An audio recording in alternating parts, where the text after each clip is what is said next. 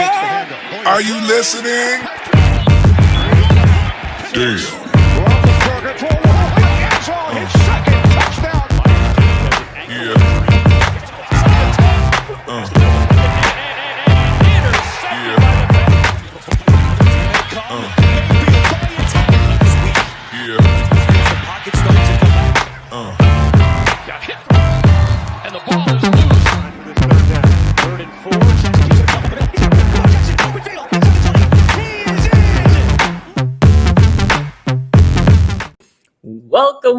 Welcome to another edition of AFC North Talk, presented by True Classic.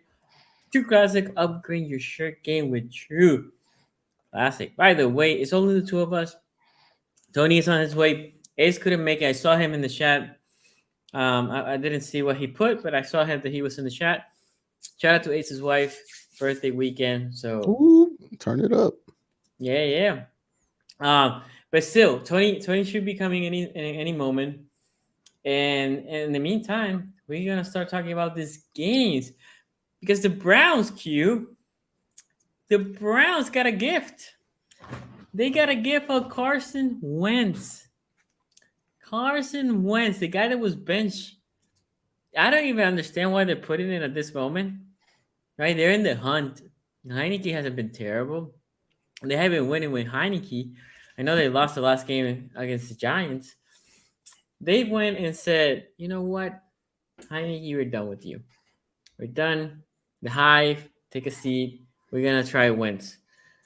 Over under 1.5 interceptions for the Browns, Q. And what do you think is going to happen in this game? Well, the thing with Carson Wentz is it might not be interceptions, but it could be turnovers, right? The man is reckless with the football. When he runs it, takes it from snaps. It is a curious decision because, like, if you look at Carson Wentz throughout the year, 1,600 yards, 11 touchdowns, 6 interceptions, and Heineke has pretty much the same statistical output as him. I don't understand why they're moving away from him, other than, hey, we traded a lot for Carson Wentz, man. Like, we just got to see what it is, and it's close enough to where you can't go with one or the other here.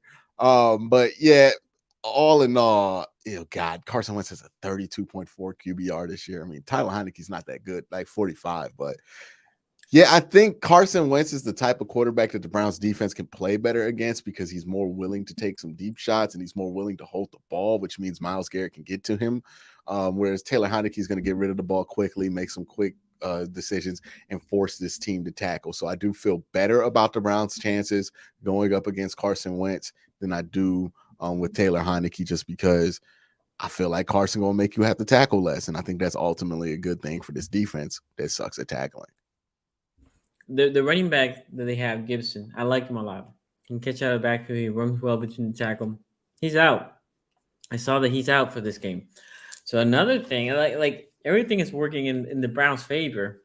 Clowney's back, correct? He's not back yet. He practiced, but they're not clear on whether he's back from. It's a late season, Jadeveon Clowney. He might play, he might not. The season's over. He's like that.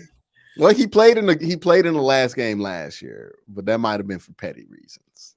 Now, do you guys have him sign after this year, or it was a 1-year deal? It's a 1-year deal. Okay, so maybe he wants to go play just to make the numbers look a little bit better. I think he has had a strong season. Who, Clowney? Yeah, he's been all right. Like, you know what I mean? Like, it's hard to evaluate him when the defensive tackle play has been so bad and it's drawing up so much focus. But he's been all right. It's just with Clowney, some games he's going to be great. Some games he's not. The games that you see, he's probably going to be good because he cares when everybody's watching. The games that nobody sees are ones where, we just don't talk about Clowney that much. It's not like he's terrible or anything like that. He's just not impact player or anything like that in those moments. So yeah, Clowney's just kind of Clowney, you know what I mean? And I think he's going to be back next year. That would make sense. He came here to play with Deshaun Watson. He came back to play with Deshaun Watson. We'll see what happens going forward. But yeah, like my big concern with the Commanders are their front line, right? Chase Young, Daron Payne, Jonathan Allen, Montez Sweat. This Browns offensive line has not been good the last few weeks, right? Yeah. So that's going to be a big test. And I don't think this is the week to run the ball a ton. I just don't. Montez Sweat, long and strong. What does long and strong equal in the NFL? A good run defender, right? Like that's usually what that ends up being. Same thing with Chase Young. Same thing with Deron Payne. Same thing with Jonathan Allen. So, I just want to see in decent conditions what can Deshaun Watson do against the secondary. That's where the less familiar names are on this team, and I think you could take advantage of it. And I think that's where the Browns are going to have to lie. I think this is a throw the ball 40-plus time game. Yeah, I was going to say this game, condition-wise, is better. Obviously, last week was terrible. It's better. Now, Watson is going to his 5th game, so offense, he should be by now, more in that groove with the offense, with not only the players, but also the scheme. Yeah, I feel like he's about due. Last week, he was pretty accurate. Just there were some drop balls there. The weather conditions were crazy in that game. So it's hard to get a read on everything with him definitively. But I do think that, I think good weather, it seems like he's at a point to where he's comfortable enough in the offense. And I think he'll be able to, put together a good game there. Now, does that win him the game? I don't know. I hope it does, so I don't have to make the Browns the L all season. But, that just is what it is down there. By the way, if you don't know what Q's talking about, whoever loses the division gets the L in the AFC North Talk. If the Browns lose and the Steelers win, then the Browns lock it. If the Browns lose and the Steelers lose, then next week is the battle for the L for the loser of the division. But I agree with you. This is a game that you want to see what is the progression with Watson. Like you said, he's not only due, conditions are not bad. We'll see how they lean to the running game, but I agree with you. The running game cannot be the feature of the offense, specifically in this game. You want Watson to be the feature to run. I think it should be like 55 to 60 pass to 45 to 40, right? So leaning a little bit more on the passing side than on the running. And you want that so you can set up play action. He doesn't, Watson's never been a guy that goes on the center much, but still you can set up the play action on the shotgun.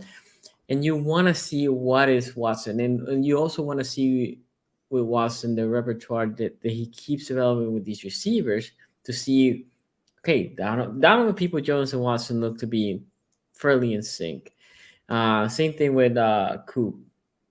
But there's another receiver, or right, you're basically setting up, this is my base offense. I have my quarterback. I have my O-line. What is my other need for next year, right? And you want to see that progression, like you said, this game.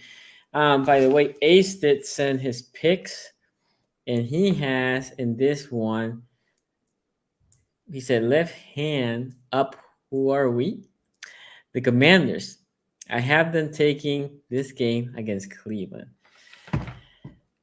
What is your game prediction for this one? Yeah, I think the Browns are going to win it. I think the Browns win this one.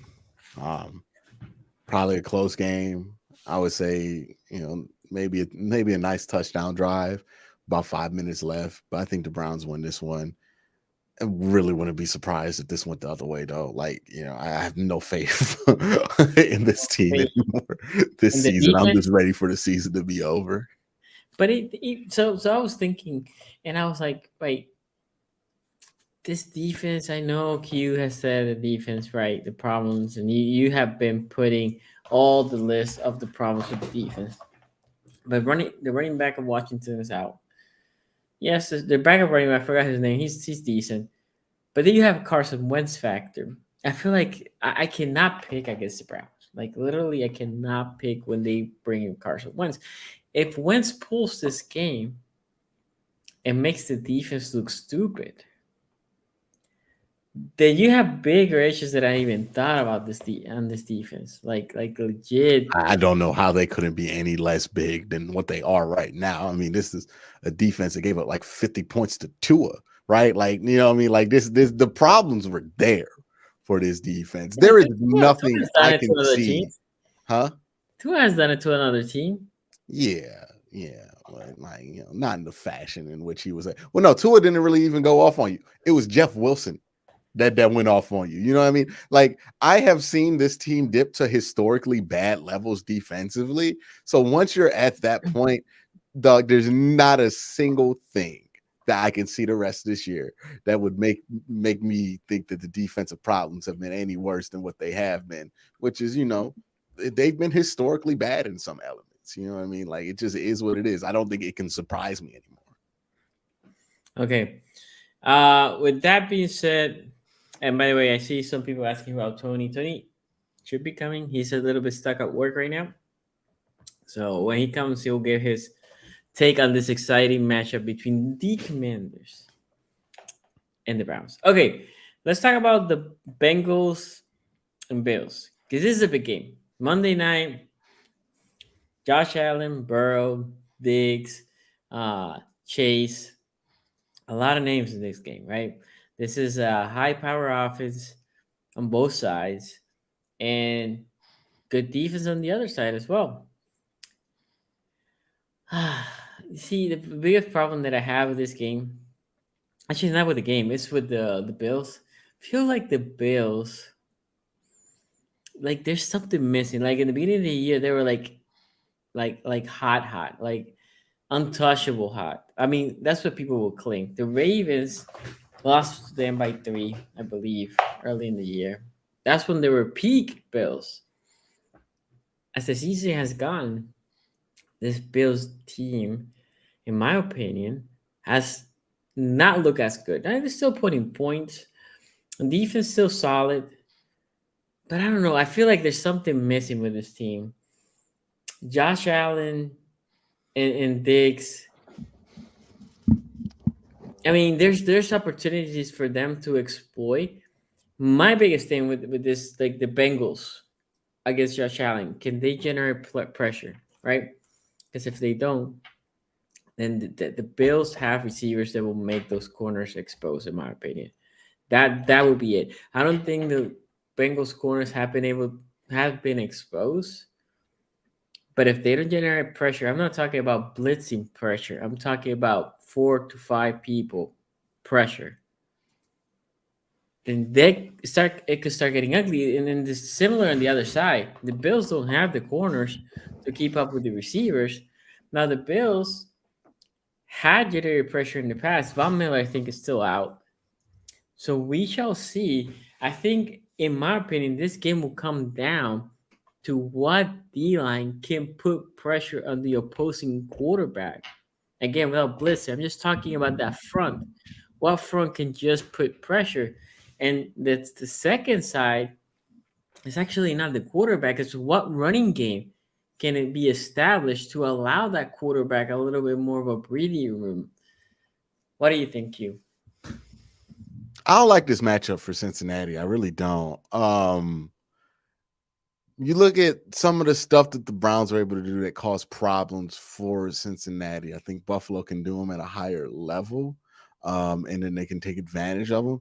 Yes, can you get through on Buffalo's offensive line? Sure, but like that's one part of it, right? The thing with the Bengals, and like as great as Joe Burrow is, if you get through, you can get to Joe Burrow. I want to say easily, but like it's much easier to take down Joe Burrow than it is to take down Josh Allen. Like it's an undisputed fact. Yeah. And I think that's something that plays into it. Yes, the Bengals can spread out the Buffalo Bills, but I think that defensive line is really going to wreak havoc on that offensive line, and be able to kind of cut the field in half for them. And I think that's going to limit the offense. Now, the question here really lays in on, hey, is Buffalo who they were and looked like at the beginning of the season? Or are they the team that they have looked like the last like 4 weeks, where they've looked like a decent team? They haven't looked like an unbeatable team, right? Yep. That's the question, right? Is Buffalo going to get hot right now or not? I think that Buffalo wins this game just because if Cincinnati does, then you got Cincinnati at 13 wins, and I just don't think they're getting 13 wins this year. I think it's a lot more likely Buffalo does. But I wouldn't be surprised if the Bengals won. Like, this is a toss up to me. Yeah. The other thing is Buffalo does need this game, right? Buffalo right now is so close to the first place, in a place where it goes crazy. Those fan base, they do go crazy, and you're making teams go there in very shitty weather, as we have seen. And not every team is built to play in that type of conditions. Not every quarterback has the arm that Josh Allen has to throw in those type of conditions. So obviously they had the opportunity to to win and stay at first. Versus if they lose, they will drop to third. And what third does to you is, yes, you get that first round in your stadium, but then you have to go to Cincy probably, because Cincy will be the second seed at that moment, right? So it's very interesting for Buffalo. This is a game that, in my opinion, Buffalo needs even more than Cincy. Well, that's not true, because Cincy, if you go back and look at the splits, Cincy at home and Cincy on the road, they're just crazy different, right? Like, I'll look for it soon to AQ. But Cincy on the at home and Cincy on the road, they do look like different teams, right? Like at home, it's like everything is more well oil. I'm not saying, by the way, because I know Bengals fans how they are. I'm not saying you guys are bad on the road. Obviously, your record doesn't show that, but it's definitely a different feeling. It's different how they play. If you go and win in Buffalo, now you're making Buffalo come there. Versus if you lose to Buffalo, it doesn't even matter. The Ravens can't even. They could lose to the Steelers. If you lose to Buffalo, now if you slip against the Ravens, now you're going all games on the road, right? Or if you win against the Ravens, now you're the third seed, right? The same thing that applies to you that applies to Buffalo. First game at home, then you have to go to Buffalo, and then assuming that everything quote unquote goes in the path, shock, then you're going to Kansas City, right? It's not the same path that if you win, and you're still gonna see these teams, but you want at least to get some of these teams at home. Different from UQ, I think Cincy wins. I think Cincy wins. I think it's a field goal. I think Cincy wins by a field goal. It's kind of, in my opinion, it's gonna be a good game. But I'll say this again: what D line establish their will against the other, and what running game moves. Running game obviously is advantage right now. Cincy, I think D line is advantage Buffalo a little bit. I don't know, because since Reader has come, it's been insane, right? I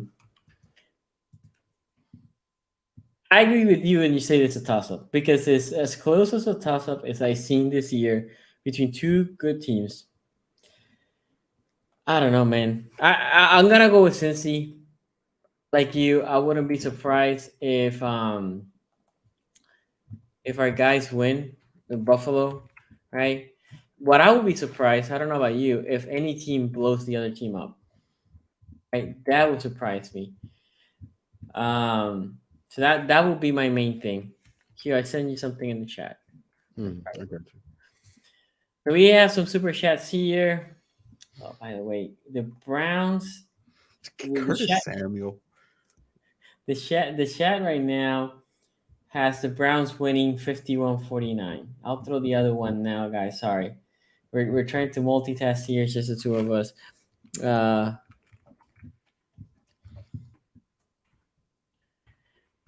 Okay. I threw the other question out there.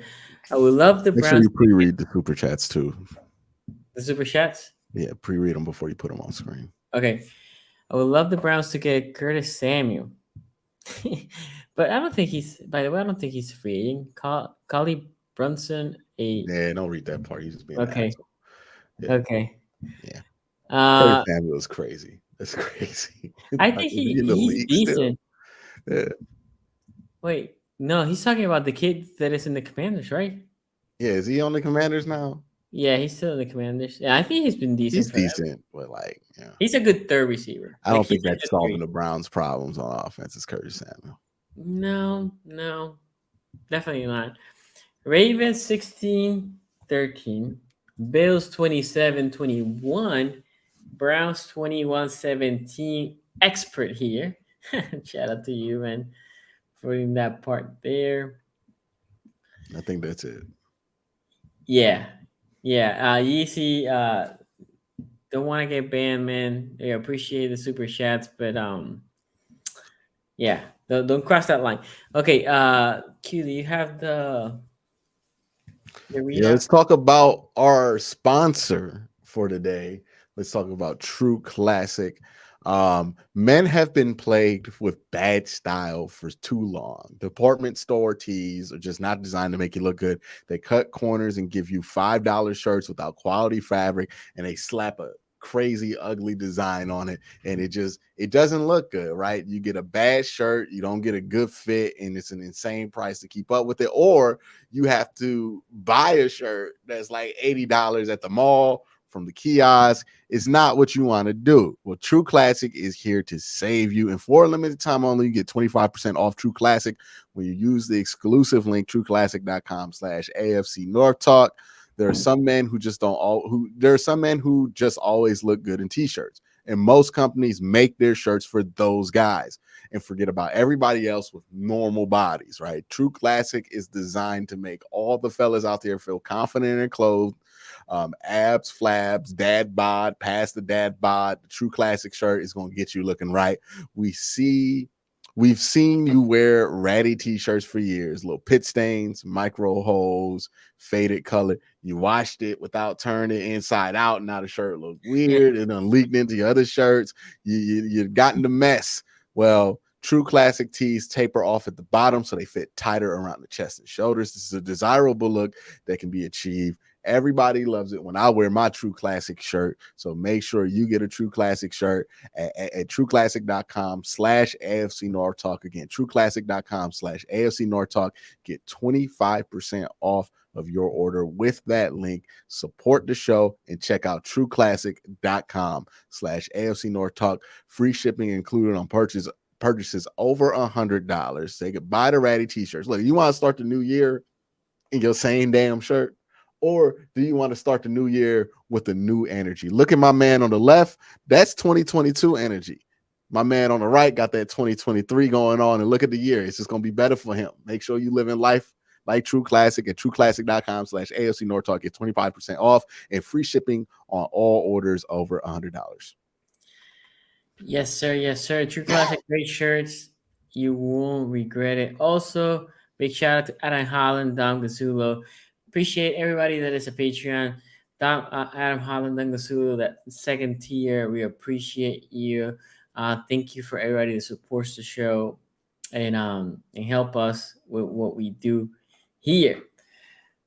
What do you think the Bengals Bills ratio percentages in this vote? I'm thinking Bills 65. It's the other way around. Bengals 63. Oh, yeah, it must be Bengal Nation in the chat today, huh? Bengal Nation always represent. Bengal Nation does not. They're always here. They are always here. By the way, if you're watching the replay, also give us your score prediction down there. If you can, just hit that like real quick. That helps us a lot. Ravens Steelers AFC North showdown. This is the AFC North match, dude. I'm gonna tell you this. I wake up. Was it Thursday? It's a Thursday. Whenever they announced it that they were changing it to Sunday night, and somebody DM me this. They show me like, oh, here, right? They show me the little screen that they put the advertising. They changed to Sunday night. It's like, oh, WTF? Why? Because I thought this game was gonna be a 1, and if the Ravens and Bengals were fighting for the division, they might have pushed that one to Sunday night. Now, there's a bunch of other games that are gonna come to Sunday night. I think the Jaguars Tennessee is the one that are gonna get that one. Mm-hmm. But I was like, dude, I can't believe I'm not gonna be able to sleep again. It's 1:30 in the morning for me when this game starts. And I tell the guy that sent me this, and if you're watching right now, shout out to you. I was like, right? I was like, F, why? And he's like, oh yeah, I forgot that this is hard for you. It's like, yes. And then now I was like, okay, whatever. At least the next day I'm off, right? At least Monday they're giving the day off, so it's not horrible. Mm-hmm. But I kept telling Ravens fans, Lamar's not playing. Lamar ain't playing. And the reason why Lamar's not playing is, as I told you and the rest of the co-hosts, I said, like, the Ravens right now lock the playoff spot. They pretty much lock the fifth seed unless they lose both and the Chargers win both. It's going to be hard for them to drop, right? So they had that fifth seed, maybe a six, we'll see. But that's what they want. At this point, they have a lot of players, a lot of key players that are not done for the year, but they are nicked enough that, like you talk about Peters and you talk about Calais Campbell and Lamar Jackson, right? These are players that obviously they're starters. And do you really want to try to push to win the division that you may or may not win and risk them for them to get even more hurt and not be there for the playoffs? At this point, what you want is to push for you to be as healthy as possible when the playoffs come, right? So that being said, this is an interesting game because the Ravens actually did beat the Steelers in Pittsburgh with your guy AB, Anthony Brown. Right, so this is a game that the Tyler, hopefully he can finish the whole game, and we'll see. Let's see. Right, this offense has not been great. Has not been great since Lamar Jackson left. We were averaging 9.6 points per game, and then last week we scored 16, I think, or 17. So obviously a very different offense. Now the defense, on the other hand, has been playing extremely well. Before I give my take, I would like to know what is your take on this game. Well, you know who I want to win. We all You wanted. know, we all know who I'm rooting for. Now, this is a shocking game that's on national TV, right? Because it's on the 8 o'clock for whatever reason. But I don't think Pittsburgh wins this one in all seriousness. I think Baltimore's problems offensively are still there, but the team like the Steelers aren't going to be able to be the ones that exploit that out of them. They just can't score at the right clip, right, to make that matter. So I'm going to go with the Ravens here. I think their defense is just too tough for, it's Kenny Pickett, right? That's who's starting. Yeah. Kenny Pickett to really pick apart this defense. Now, the Steelers could create some issues here with Tyler Huntley and TJ Watt, but TJ Watt hasn't been the same guy. Yeah, I don't see the path here for Pittsburgh that feels credible for them to get out ahead of this. Yeah, and by the way, that's the other thing. You really didn't want to throw Lamar with a bad knee against TJ Watt, right? As I said before, I like both Sanders and TJ, but TJ usually does a play here, a play there against us. So, look, I think this for the Ravens, they had to come with the same game plan that they came 3 weeks ago, I think, when we played them, which was just run the ball. Because the Steelers, although they have been good against the running defense, as Tony will tell you, when they face another team that is willing to get dirty with them, they will push back. The Ravens ran all over the Steelers. I think they go back and they run between the tackles. Well, J.K. Dobbins says, look, what J.K. Dobbins has been doing this year, in the very small sample that I did not see not last year, the year before, as a rookie year, is that patience and vision. This dude gets the ball and he just almost like hops, and as he hops, he sees he scans. He's like, boom, a hole's gonna open this way, and he attacks it.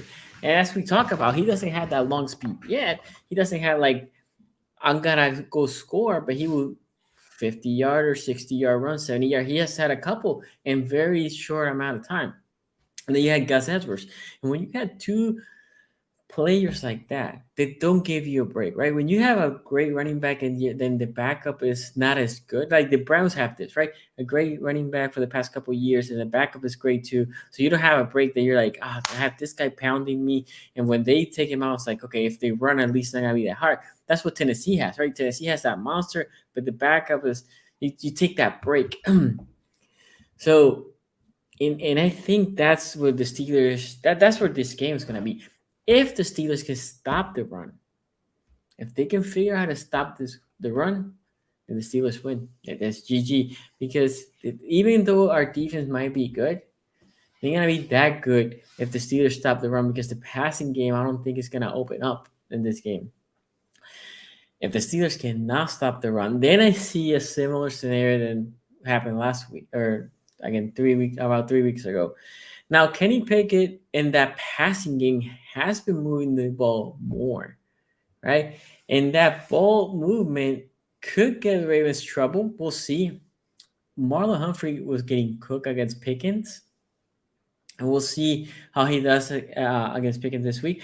I actually think they might say, Marlo, go get Deontay, because Deontay has been balling in the past couple of weeks, like literally balling.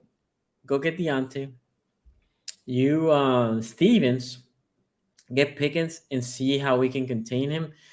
And in Firemuth, we'll see if we put Marcus Williams. Yeah, Marcus Williams, or they might just try Chuck Clark. Or actually, my other guy, Hamilton. Hamilton has been great, by the way. But Hamilton gave up a touchdown that first game. The only touchdown the Steelers score. But we'll see. Remember, three turnovers in that game. They were all Mitch Trubisky. I think the other thing the Ravens are going to do against the Steelers is make him uncomfortable. Now, on the other side, again, if the Steelers figure out a way to stop the run, what is Huntley going to do? Because Huntley is not a guy that's going to take over this game, right? I know he's a backup Pro Bowler, which is it's hilarious that he's as an I don't know how that one happened. How? He's played for 3 games. How? Is Jacoby Brissett a backup Pro Bowler? No. How is that? How? Like literally how? How is this happening? Anyway, I don't want to derail the show. But saying that, if they stop the run, it's GG. The defense obviously has to make sure the run for the Ravens, no running gaps. Make sure Najee looks mid as he has looked all year, right? Warren as well. They did it in the first game. And then contain the passing attack, because as I said, go check, this passing attack has looked better as the season has progressed. I had the Ravens winning, but would I be surprised if they lose? Nope, I wouldn't. I think there's a game that go either way. And for you and Cincy, even if we win and you guys win, right? Because if we win and you guys win, we can still win the division. I don't think the Ravens are gonna let's move a bunch of people here to try to win the division.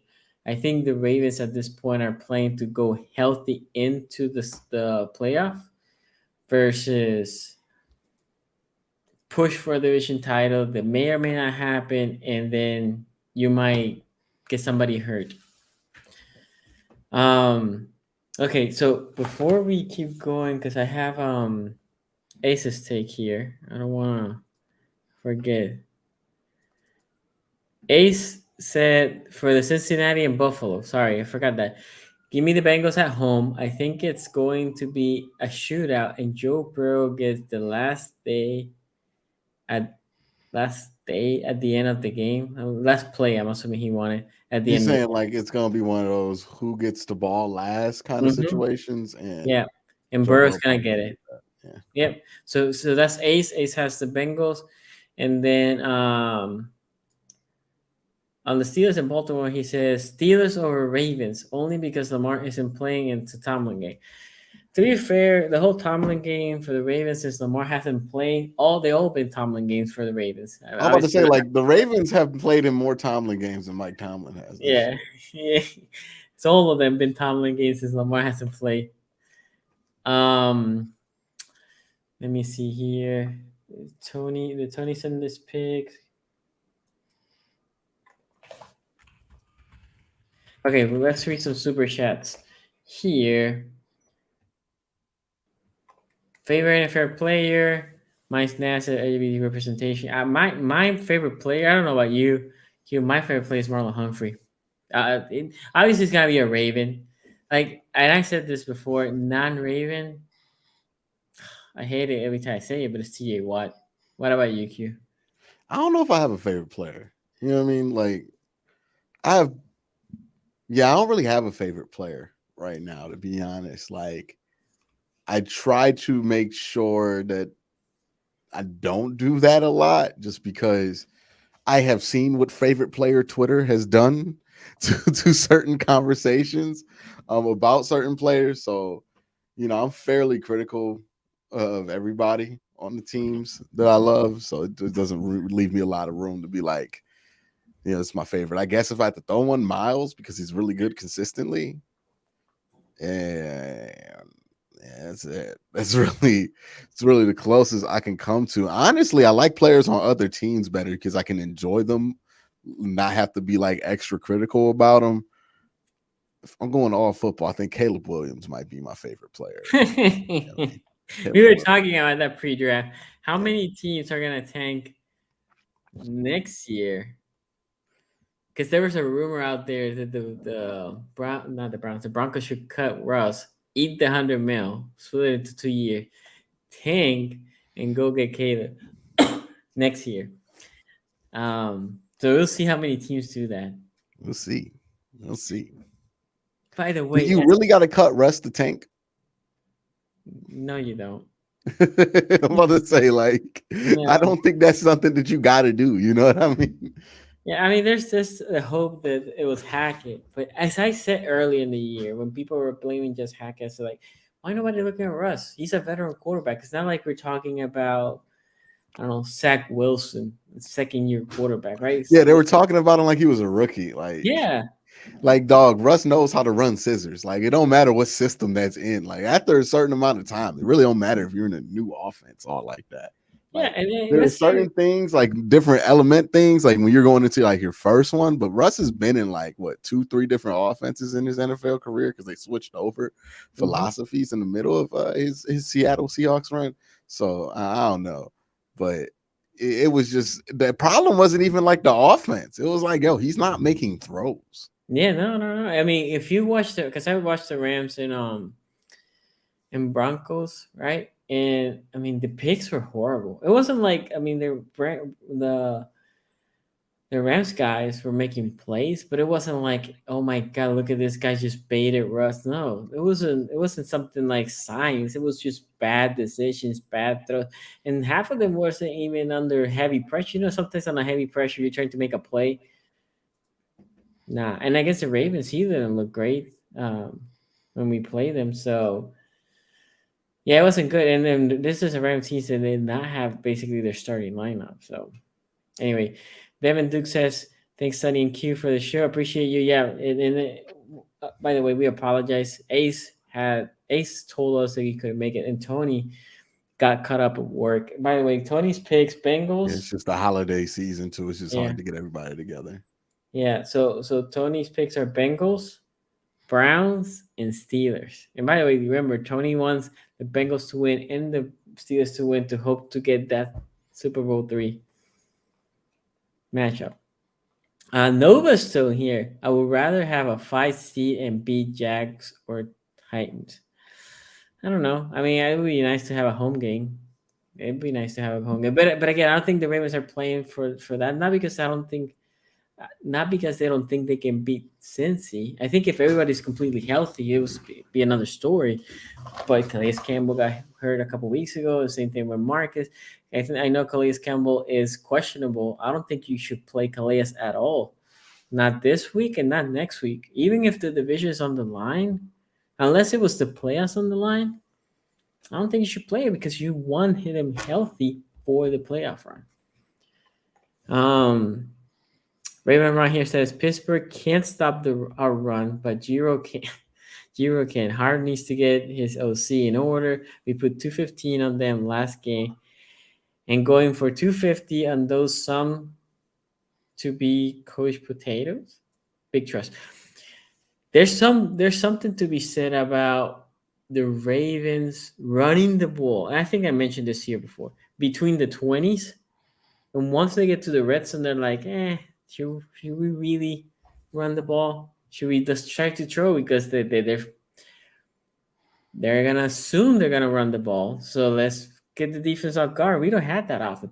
When we're running a 5-yard clip, 6 yards a clip, just keep them running until they show you they can stop, right? JK, Gus, between Ben. Raven Ron says, I forgot Go Terps bowl game won today. I saw that. I did see the Maryland Terrapins win in the Mayo something bowl. Yeah, I don't know. There's so many goofy I was names. watching Oklahoma playing the Cheez-Its Bowl, and I'm like, Jesus. yeah.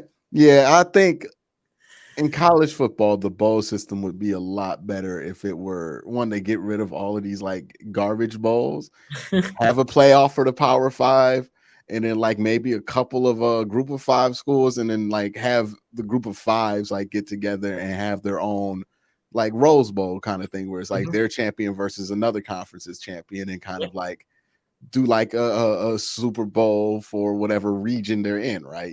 Conference USA should probably try to go against it used to be the WAC, and now it's in Big Ten? No, not Big Ten. the WAC.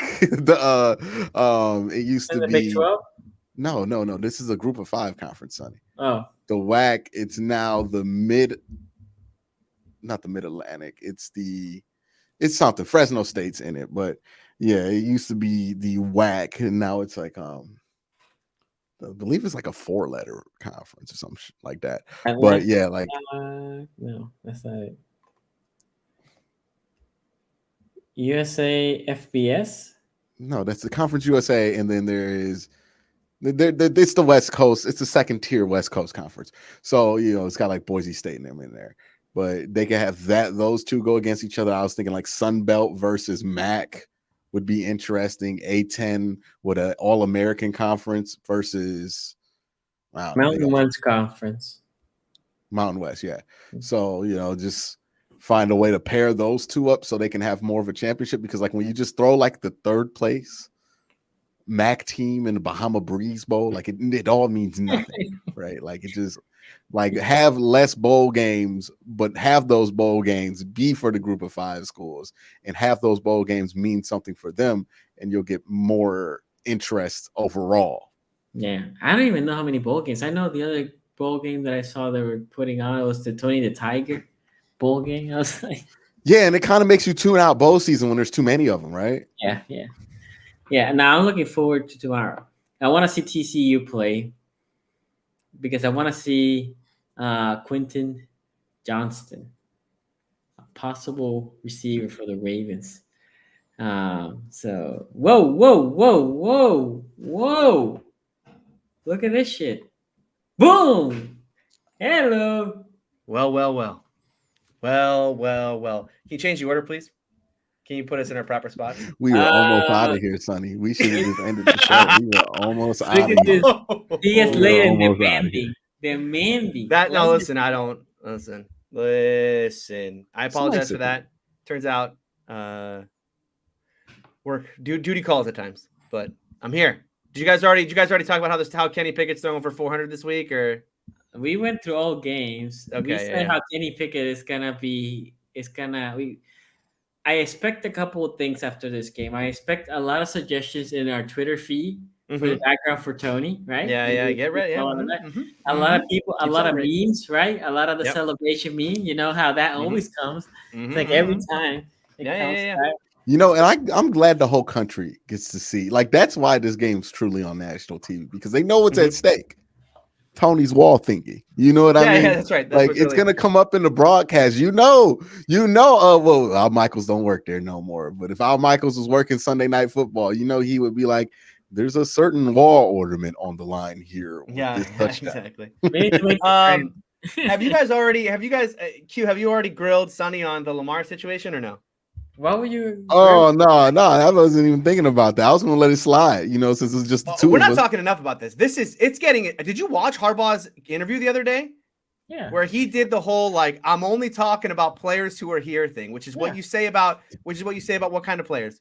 Injured players, holding out players is what you say it about. You saw him in the game. Him and Harbaugh were fine. I have come to this conclusion.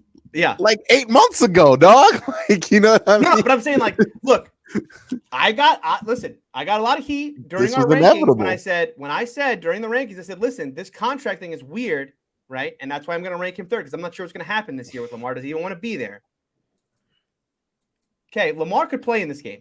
Lamar could probably play in this game. And they originally said about the injury 1 to 3 weeks. Yeah, but I mean, is Lamar not practicing because he's hurt? Okay. Or is Lamar not practicing because he's saying?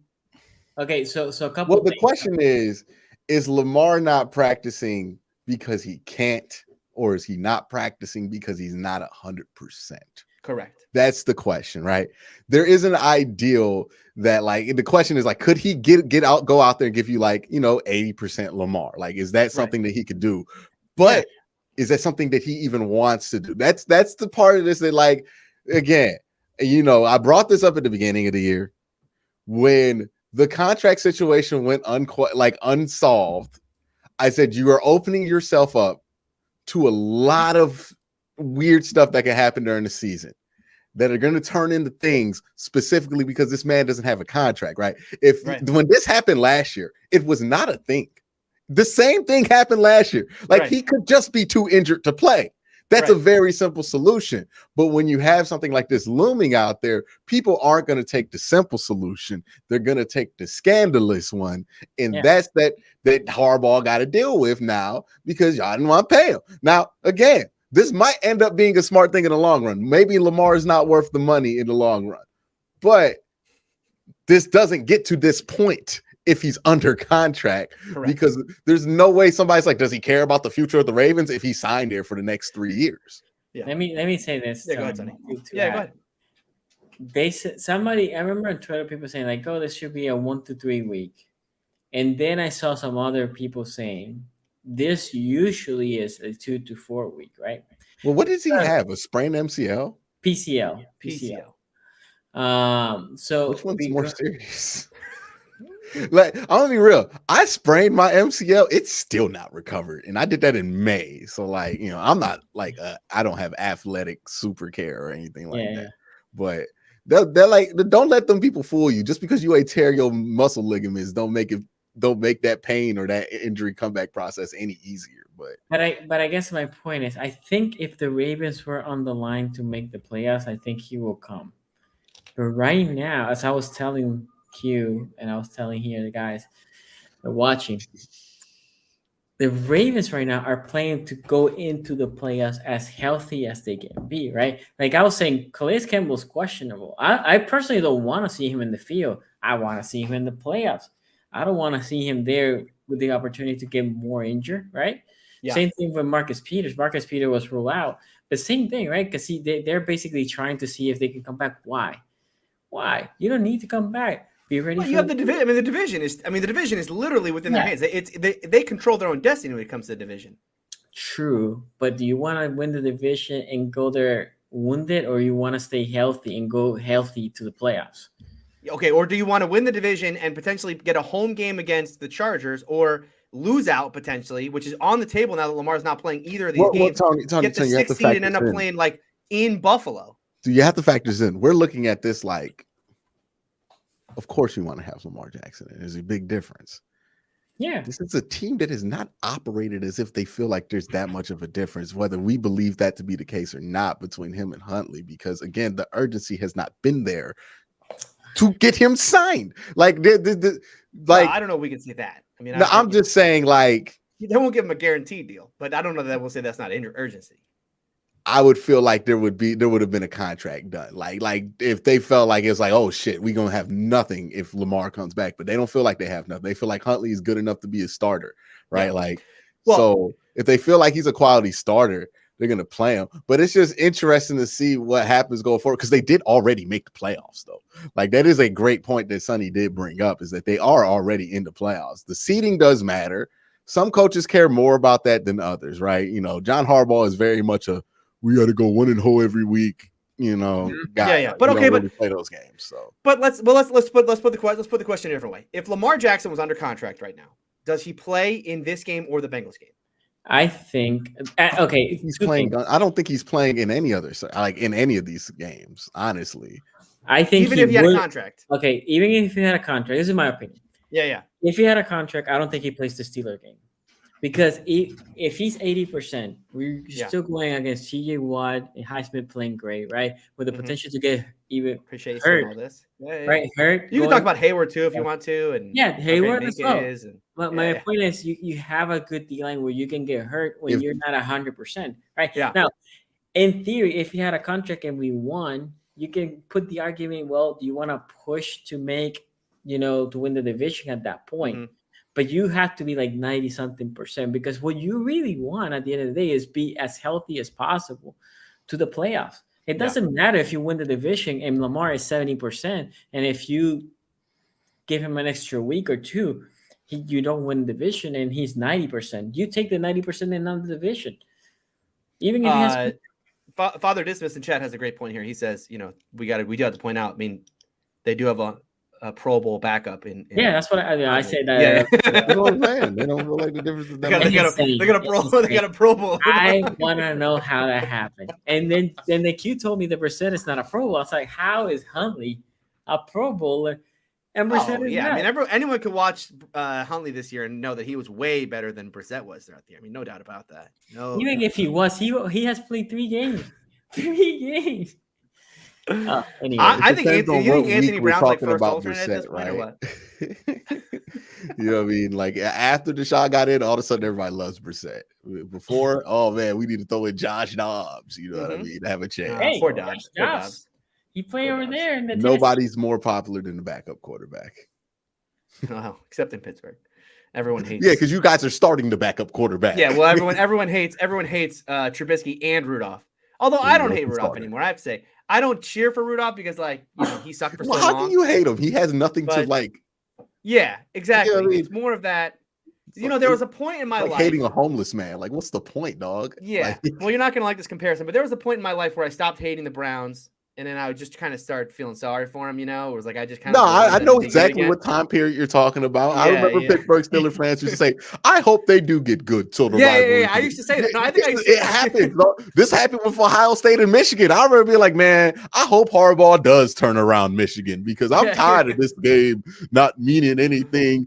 And you know what I mean? Like Steelers fans were like out here giving me petty in college, like, oh yeah, you know what? I hope they could turn it around, man. I'm like, I hate every single one of you, even you despicable humans. True. So what do you think happens, Tony, in this game? In the Steelers-Ravens game? Last game, anyway. I was telling them. I think we know what Tony thinks is going to happen. He said Kenny Pickett about to throw Kenny 400. No, I think. Okay.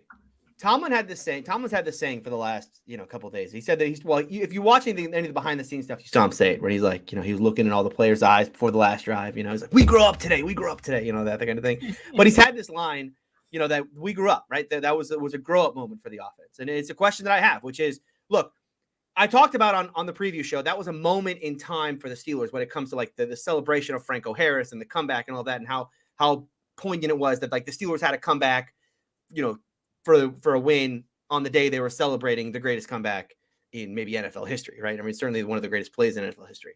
And so, okay, that was like that moment. But is this was that last drive a kind of plant your flag, like this is the moment when the Steelers offense got to another level? Because I've been talking about this since the break, right?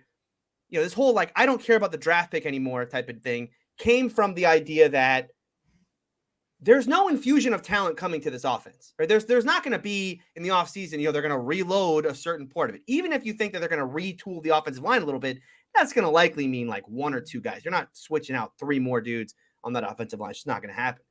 So what needed to happen with this offense is that they needed to grow up, right? They needed this offense to take a big step forward. Now, they've been taking little steps here and there. Was that last drive a moment where Kenny and Freiermuth and Najee and that offense really took a step forward? Tomlin will make you believe that that's true. Look, I'm not sure that that's the case. I hope that that's the case, because going back and watching the All-22, I came away from it feeling better about Kenny's performance and feeling worse about Matt Canada, quite honestly. So much of that game with Kenny, I think it comes down to 2 things with Kenny that he's really got to work on. Because I do feel like, I know this is going to like age like milk because there's only 2 weeks left. Does feel like Kenny's turning a corner to the point where like he's about to have a game. Like there's something in there where like if he could just do 2 things. 1, he's got to stop bailing out of clean pockets. It is 100% his worst attribute right now is he does a. That's how he got hurt, by the way, in the Ravens game. It wasn't pressure quick, and then he bailed. No. It was a free rusher. No, it was a free rusher in the A gap or a B gap, but it was that was the first one because he did it back to back. Well, that was the original concussion. Then he came back and rolled out. You're talking about. Okay. You're talking about the second one. Yeah. Sorry, go ahead. Yeah, when he because he ended up self-reporting after that. But anyway, with Kenny, it feels like there's a corner that he's potentially turning. Obviously, to say that he's going to go out on Sunday Night Football in prime time against Baltimore on the road, right, against this defense, have a big game. I mean, as much as I would love that, I mean, I understand we're probably talking more about fantasy land than reality when it comes to that. But I do like a lot of what I see from him is just as far as like, his comfortability in the offense now and understanding, his rapport with guys like Freiermuth and Deontay and starting to build that with Pickens as well. I just feel like he needs to stop bailing from clean pockets because what he ends up doing when he's doing that, he's not stepping up in the pocket, right? It's not like, he's taking off and running, right? He's cutting off half the field as he starts to roll out. And then, obviously he's doing a better job, I think, of playing Kenny ball, which is what you saw back at Pitt, which is when he does roll out, he's able to, make some things happen on the run. But again, when you're rolling out, you're splitting half the field from it. It's going to be harder for you to make some plays in that. And you've seen that at times. I feel like there were a couple moments in that last game. There was one with the dig route to Deontay where he did step, he stayed in the pocket, didn't just bail out. Felt like his timer went off, but he said, okay, he stepped up and then delivered a ball over the middle to Deontay. That's what I want to see more of from him. And then the second thing is, look, there are times where you could tell, look, Kenny doesn't do a great job, and it may get him in trouble in this particular football game. Doesn't do a great job of manipulating with his eyes just yet, right? I mean, everything is kind of, you can see where Kenny's going and where he wants to go. Certainly, his look off of Pickens was like oh, okay, we're going to Pickens, on that last touchdown, It was exactly. It was like, okay, it was almost like doing an imitation of looking off the defender rather than actually looking them off, which it was enough. I mean, against the Raiders, that's enough, right? Against Marcus Williams, against this secondary, probably not going to be enough. But I just feel like Stevens is starting. I saw that Marcus Peters is out. I'm going to be quite honest with you. I'm a little upset about that. I feel like Marcus Peters was a good. That was going to be a good matchup for the Steelers. But anyway, no, I think where Kenny's going with his eyes, you can see like, okay, you're looking at the right spot. But there are times with Kenny where he just let it rip, man. Just let it go. And that's what I'm hoping when Tomlin talks about the grow up moment. That's what I'm hoping with this team is like, clearly he's finding a rapport with Freiermuth outside the pocket. He's finding a rapport with Deontay. But there are times where he just got to let it rip. And I hope that this is a game where we start to see that from him. Defensively, I mean, this stop the run. That's the thing. This team didn't just get bullied last time. I mean, they got straight up embarrassed in that last performance. It's going to be tough because that last game was so bad, and they had Chris Wormley in that one. Chris Wormley's gone. Worm. So you're talking, yeah, exactly. It's a revenge game for Worm. Yeah. In this one, always. Yeah. Well, he's got extra motivation, man. You trade him within the division. I mean, you want to talk about the like seven, an absolute, yeah. I mean, that's the absolute disrespect. This is going to be a big game for a couple rookies. One, Marvin Leal, he's been much. By the way, great comment in chat right now. It says Tony knows all about letting one rip. Great comment.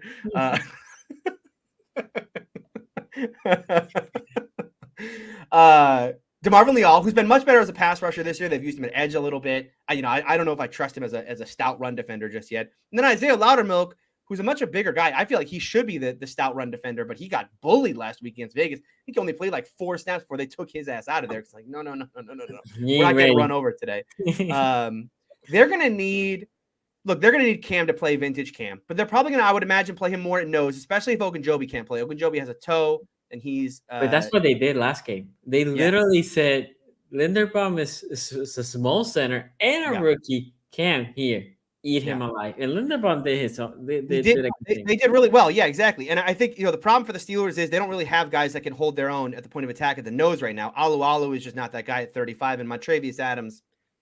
Turns out there's a reason why he was on the Saints practice squad a year ago. So I think that look for me, the big thing is. And look, I understand with the Ravens, it's a lot of potpourri, it's a lot of misdirection, it's a lot of, it's hard to get your linebackers going downhill. But the key to this game, the linebacker I am looking most forward to is not Devin Bush. No. It's not Miles Jack. What? Oh no, really? This is the Robert Spillane game. 41 for the Steelers. If the Steelers are going to have success, you're muted. They're muted. Yeah, Q. But if Tony's not loyal, he go from Pierre Desser. Well, no, he went from James Pierre. Now is Robert Spillane. Robert Spillane is the key to this game. He is less faithful than the best player on the Steeler defense outside of Cam Hayward for the past 2 weeks has been, without question, Robert Spillane in run defense. He has been spectacular, a bowling ball. But again, Carolina doesn't do a lot of misdirection in the running game, right? I mean, they're very kind of technically sound. Same thing with Vegas, right? This is not a team that's like, oh, where are they going with the ball? It's like, no, wherever Josh Jacobs is going, that's where the ball's going. So he can play downhill. Can the D-line hold up enough that Spillane can be kept free and kept downhill in this one? If they can, I like my Steelers' chances. If they cannot, I don't want to watch this game. It's just not going to, like, if the Steelers get run over again from their 250. That would be pretty, though. God, that would just be, there's no more demoralizing feeling in all of sports than your team getting run on consistently without any, it's the most helpless feeling in sports. Who are you telling this to, Tony? Yes, well, yeah. In the Ravens Steelers game, there was a point where the Ravens are trying to ice the game, and Linderbaum was telling Cam, "Hey, I'm gonna run to the right in the A gap. Can you stop it?" I guess not. We're gonna run it. Exactly. Like, no, there were parts of that game where Gus Edwards and J.K. Dobbins were like, they weren't even parallel with a Steelers defender until 2 or 3 yards down the field, right? I mean, like, the push that they were getting in that game was, it was a straight up embarrassment for that Steeler defense. So hopefully, just pride takes over for a lot of these guys. I mean, there's no doubt the Steelers have talent defensively. They don't have a ton of talent on that D-line, it's especially young, the talent they do have outside of Cam. So that's a big key to this game. Look, even if the Ravens are averaging 4 yards a carry, I mean, there's a big difference between 4 yards a carry and 5, right? Because 5 yards a carry is basically getting a first down on second down. Get him into third and short, get him into third and 2, get him into third and 3, get him into third. I don't even care about those spots. As much as I'd love to see this team in third and 12, I think every Steeler fan is going to sit here today and tell you if there's a lot of third and 3s in this game, I feel like that's a success. By the way, Tony. Yeah. Robbins was averaging 8 and Gus was averaging 5.1. Yeah. Yeah, in the last matchup, right? In the last match, yeah. Yeah, I mean, it was awful. It was, so that is the key. I mean, they got to shut the run down. And then offensively, consistency, man. They got to finish too. I mean, that's the other thing about this team is that they've not had a hard time moving the ball, right? And I think, well, it could come down to a couple things in this game. Both offenses may be able to move the football in this one. It may come down to the age old, like, turnovers are going to decide it. Obviously, that's in a game like this, it's likely going to get played in the teens and not 20s. I would say that's an efficiency. Yep. So turnovers are obviously going to play a part, but then who can, red zone opportunities, who can convert in the red zone, who can convert at the end there is going to be a bigger part of this as anything. So, yeah. And I mean, just more than anything, like, look, the Steelers may be eliminated before this thing even kicks off, but at the end of the day, like, I was excited to see Kenny in the home matchup. Boy, it's a tougher matchup for him to go on the road and do this thing, especially now that it's prime time. But if, like Tomlin said, if you're not playing in prime time games at this time of year, you're doing something wrong. So, So Kenny, if who wins, you get eliminated before this game. So there's 2 things that need to happen at 1:00. So I have a full slate. Prepared at 1:00. I am the world's biggest Patriots fan of all, and I got to cheer against Nerdway. Never mind. You already bet the parlay on this. It's 35 to 1. 35 to 1 odds to get to bet everything the Steelers need. 35 to 1 odds. That's crazy. That's not too terrible though. That's it's actually not the end of the world. I mean, it's like a normal parlay to be honest. 6-leg parlay. That's a little higher, but so they need that at 1, and then at 4:00, let's go Seahawks. Let's go Geno Smith. The 12-man. They wrote him off, but he didn't write back. So if those two teams win, then this game matters. This game matters for both teams. How about that, man? How about the way that this season has played out? Week 17, Steelers, Ravens playing with playoff implications for both teams. Well, if you would have told me that at the bye week, no way. Okay, we have a couple super chats here. Says Sunny, I saw Different Raven YouTuber talking about how Lamar was showing up to practice 5 to 10 minutes late all year. Is that true? Look, Doesn't even sound like it's true. The Doesn't even sound like it's true. The person that started this rumor was Skip Bayless. He said that he has. No, if anyone, look, the most if trustworthy anybody's guy going to in know sports. the truth, it's going to be the guy who bets for Mountain Dew on Fox Sports 1. I did like Skip the other day when he did the whole like I'm tired of beating up on LeBron thing. That was a cute little moment. Trenton Irwin will be wide receiver 1 on the Ravens. That's just a fact. Right now. Russ will rebound like Elway after his 1990 season. I mean, you ain't got no other hope with the hope on that. You know what I mean? Like, you know, what else you gonna do if you're a Bronco fan? Cut him. You can't cut him. Well, I told you there's a thread on Twitter how you can. Dog, that whole thread is like you can tank with Russ. You know what I mean? Like either Russ is who you wanted him to be next year, or he's Russ again. Russ was already never a great in structure guy. Russell. So Russ now with like clearly athleticism decline. This is Rusty Wilson. Dog. Yeah, like I don't know that we're ever going back again. Maybe you get a coach that like McVay's him or Shanahan's him into a good quarterback again, but he's naturally good. Russell Wilson, I think, is not a thing anymore. Yeah, because when you get to that level, you only really survive throwing quick outs and unders. You know what I mean? Yeah. That little crosser to Juju Smith-Schuster was like 3 years of the last few years of Ben. Yeah, and this is what's gonna happen. It's not like Russ been that guy. You know what I mean? They're gonna sign Baker, and then the fan base is gonna cheer for Baker every week when Russ doesn't cook or burns the meal. God bless the GM that signs him next year to start, because somebody's gonna do it. Baker, why wouldn't he just stay with the Rams at this point? I mean, especially if Stafford retires. Retires. Well, what if Stafford doesn't retire and then they don't want him back? I know he says he's coming back, but like it's a lot of money. Like multiple concussions, dude, and back problems and elbow problems. He can come back and say, "Hey, I can play. I'm just still injured," but he's still back. Yeah. And let's say that you get a more normal Baker Mayfield experience. Mm-hmm. Is 8 or 9 wins really what you're aiming for you, the Rams? Like, wouldn't you rather just get 2? Well, I think the thing with the Rams is you can't get a better quarterback right now, and you don't have draft picks until 2097. They have no incentive to tank. So I guess they're one of the few teams that it would make sense to just try to make playoffs with. Yeah, so Baker would make sense for them.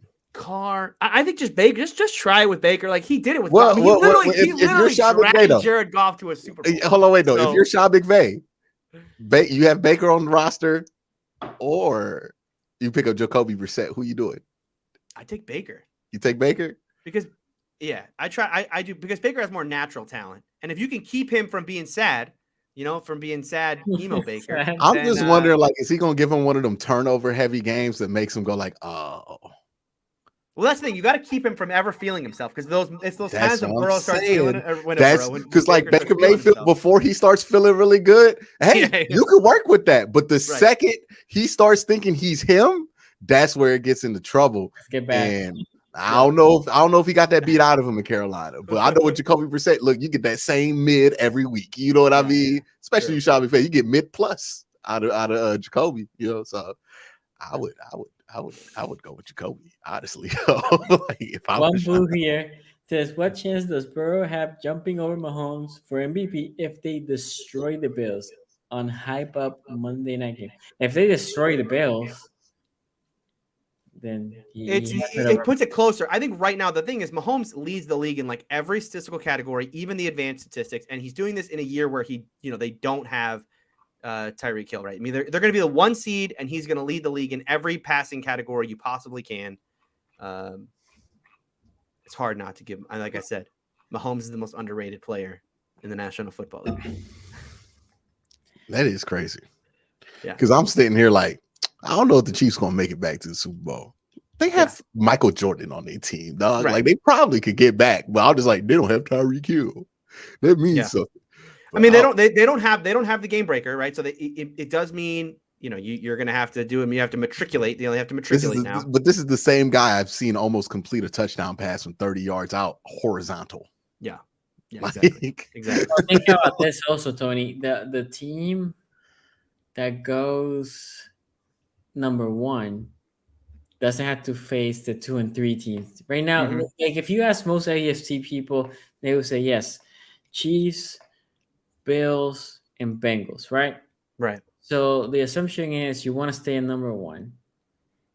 They're not the number 1 right now. Right. They're number 2, but if the Bengals win, they jump to number 1, right? And then you can say, well, Bengals and Bills, let them battle it out, and I'll take the wounded of whoever. Right. So Raven right here says, why do Ravens need to rush back Lamar if we already clinched the playoffs? Potentially for injury before the playoffs is high. Rest Lamar. The question, yeah, I mean, my question is it rushing him back or is it just, or is he just hurt? Well, he hasn't even. I feel like we taking out the most likely solution here is like, out of the, he could just be hurt. You know what I mean? It's possible, but again, go watch that Harbaugh interview. Go watch Harbaugh interview from this week because I understand. Yes, you're right, Sonny, that he was on the sideline last week and they were joking. Interviews. Yeah, they were joking, hugging.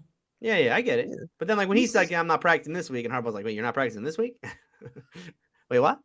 Well, I will say this: Harbaugh this week. You think it's a Kawhi Leonard, Greg Popovich situation going on? Yeah. Harbaugh's hear about Lamar's uncle pretty soon. Harbaugh's about to come out with we want volunteers, not hostages line in his mouth. Oh. No, I think this year specifically, it's the my Ravens, dog. the Ravens, and you can see Harbaugh being annoyed about it. Yeah, but he has been not only with Lamar, but with everybody that has gotten hurt. Yeah. You almost feel like Harbaugh wants them there earlier, but the medical group has almost hold them back because what happened last year, right? Remember last year we lost so many people early and they keep losing people. This year, look, when J.K. Dobbins decided mid-season, he came for 2 games and like, I need another surgery. You can see Harbaugh wasn't super happy about it. Now he's thrilled because you can see the difference between that second surgery and pre that surgery, right? So, you know what would have been funny? If Lamar doesn't come and we win against the Steelers and the Bengals. If you sweep, yeah. Well, then we have a quarterback controversy because then you can't bench a Pro Bowler who just won you the division. Backup Pro Bowl. No. He's an alternative. He's a first alternative. He's a second alternative. Lamar's first, and then wow. Oh, they're both alternatives. Yeah. So y'all got the almost Pro Bowl quarterback room out there. You know what I mean? You got to pay both, man. That's gonna be crazy. Y'all got the I hope Joe Burrow gets to the Super Bowl Pro Bowl team. Huh? You have to pay both. By the way, Tony, what do you think is the voting on the Steelers? Who hates John Harbaugh? Steelers. It has to be like one of those like Bill Belichick votes for a player to make the Pro Bowl just so a contract incentive hits that kind of messes them over. Somebody is planning something with that. That's weird. That's what conspiracy theory Quincy going on. Somebody that was a 4D chess move by some front office to make something trigger in a contract that we don't know about. We're gonna find out like 3 months. Maybe, but how many has in there? Because that's the only way that makes sense. Yeah, I mean, yeah. I again, when I heard it, I was like, exterior sabotage by some genius GM. I'm telling you, maybe because they select the alternates, right? That's the GMs and the executives that do that. Yeah, it's executives. Tony, we have a Spurs fan in chat who actually said it's exactly that. Quincy, just so you know. All right, I need to know. Okay, actually, I won't cheat. I won't cheat. All right, chat is usually it starts 70-30 against the Steelers. I already know that. Starts 70-30 against the Steelers. So, where do we end up? Now, we got a lot of Bengals fans in chat, as we do every week, because the Bengals are very good this year, and Bengals fans are very excited. There were a lot of Bengal fans in chat before. Yeah. So that's probably a lot of them are probably going to vote the Steelers because they're incentivized. Because if they win, Steelers win. I'm going to say it stays at 70-30. I'm going to say 70-30 Ravens. It's actually 59% Steelers. Let's go. Putting the Steelers. When was the last time the Steelers won a poll? So Tony's on the Steelers. Ace is on the Steelers. Q, were you on the Steelers? For this game? No. Yeah. Okay, so me and Q are on the Ravens. Why would I pick the Steelers for this game? Why would I do that? Oh, that's right. That's you don't want to clinch. You don't want to clinch last place this week. Clinch the L. You do a ceremony and everything. Should we do a ceremony podcast when we put up the L? I'm ready. I'm ready for this L. Yeah. Let's put a poll in chat. Should Quincy leave the show after the results of this week? I will abide by the results of this poll. Yeah, I like it.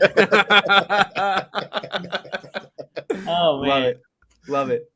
Okay, so guys, also remember next week on Monday, we probably won't be here Monday because the Bengals play Monday. So make sure you subscribe, make sure you hit the bell so you know when we come live. We appreciate. Again, shout out to Ace and his wife for her birthday. And Tony, thank you for coming. I know you were tied up at work. And last super shout out the buzzer here. Who hates John Harbaugh? Harbaugh. Mm-hmm. And it's a Raven fan from Boston, John Harbaugh.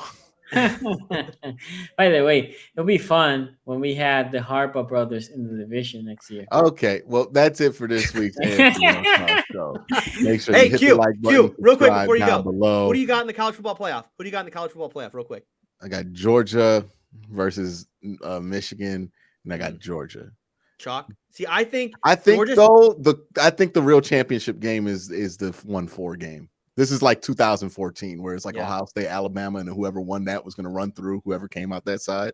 Yep. I don't think Michigan's a real good team, and like TCU, I don't believe in them at all. See, I think they're just gonna squeeze TCU to death, and that's gonna be the end of that one. I could see Ohio State upsetting Georgia, not because I think they're better, but because Georgia has had so many games here where they're clearly taking the. It's one of those like, can you just flip the switch on? Because they've clearly. They flip the switch at times. They flip the switch against Tennessee. They usually have that switch on in the playoffs, though. That's the thing. And that defensive, the only thing that can save them is if CJ Stroud just becomes a much better pocket maneuver and thrower on the run. But like he's just not been that all year. So I worry. They get pressure on Stroud. It's game set match. Yeah. Stroud under pressure is a. They have Jalen Carter on their roster. They're probably going to get pressure. I mean, like I don't like you've been following the draft more than me. Who on the Ohio State offensive line do you heard of? Paris Johnson, left tackle, future Steeler potentially, maybe. We'll see. I heard the Maryland kid is a future Steeler. You guys always pick a Maryland guy. A Maryland kid. I've heard of everybody on the Georgia defensive line, and that is a problem for Ohio State. The trenches are. There's a Florida D lineman that I like a lot. Anyway, we're going to talk about draft. Yeah, we got all summer, dog. Yeah, we got a lot. You know what I mean? Anyway, guys, thank you for watching. We'll see you next time. Peace out.